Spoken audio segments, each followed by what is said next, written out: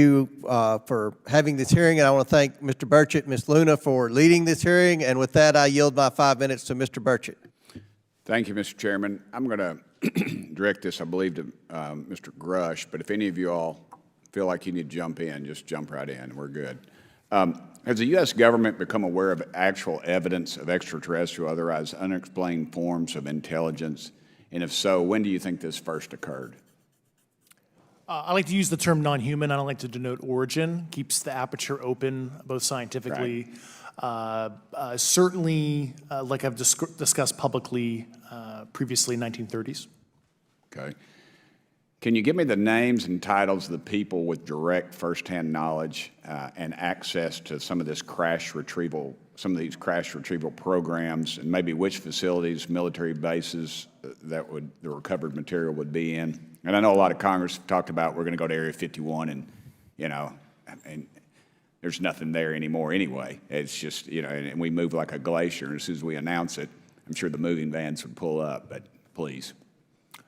I can't discuss that publicly, but I did provide that information both to the Intel committees and the Inspector General. And we could get that in the SCIF if we were allowed to get in a SCIF with you. Would that be probably what you would think? Sure, if you had the appropriate accesses, yeah. What special access programs cover this information, and how is it possible that they have evaded oversight for so long? I do know the names. Once again, I can't discuss that publicly and how they've evaded oversight. In a closed setting, I can tell you the specific tradecraft used. All right. When do you think those programs began, and who authorized them? I do know a lot of that information, but that's something I can't discuss publicly because of sensitivities. All right. If any of y'all want to jump in on any of this, you're more than welcome to.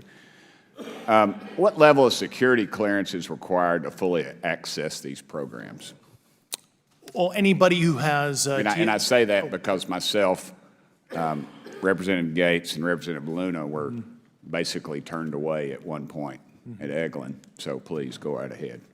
Certainly difference between member access and, say, somebody like me, but anybody who has a TSSCI clearance and meets the eligibility criteria, the access adjudicative authority should be able to grant you access. Mr. Burchett, if you'll yield, so just to put a fine point on that, there's nothing that you're aware of that's above special access program classification.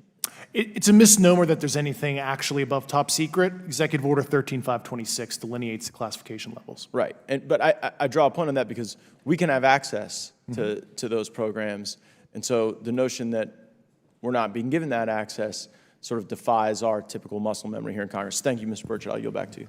Thank you, Mr. Gates. Along those lines, Title 10, you may not know this or not, but Title 10 and Title 50 authorization, they seem to say they're inefficient. So who gets to decide this, in your opinion, in the past? It's a group of career senior executive officials. Okay, are they government officials? Both in and out. Do what? Both in and out of government, and that's about as far as I can go there. Yeah. All right, well, that leads to my next question. Which private corporations are directly involved in this program? How much taxpayer money has been invested in these programs, to your knowledge? I mean, we know we audit the Pentagon every year, and I've been here 5 years, and they failed the dadgum thing every year. They lose over $1 billion a year, we think, and I've told the Department of Defense maybe 60% of their assets are unaccounted for, whatever the heck that means. In the public sector, you go to jail for that kind of crap. So tell me. Yeah, I know when I'm $1 off of my DTS travel voucher, I get hammered, but it seems like it doesn't work the other way, If you sell over $600 worth of stuff on eBay, now you get a call from the IRS. So please, what corporations? Yeah, I don't know the specific metrics towards the end of your question. The specific corporations I did provide to the committees in specific divisions, and I spent 11 and a half hours with both Intel committees. So. Okay, has there been an active U.S. government disinformation campaign to deny the existence of unidentified aerial phenomena? And if so, why? I can't go beyond what I've already espoused publicly about that.